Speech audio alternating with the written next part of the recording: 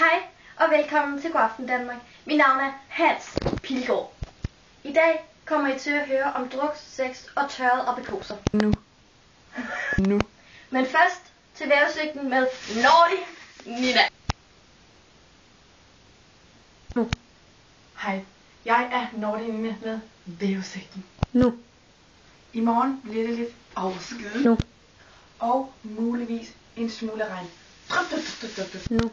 Og de efterfølgende dage vil der eventuelt være høj sol. Nu. Og nu til lidt sex, hvor I vil se årets svedigste stilling. Nu. Naughty Nina. Nu.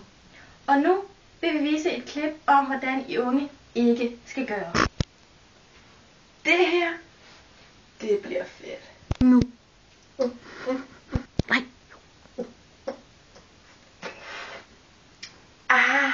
Nu.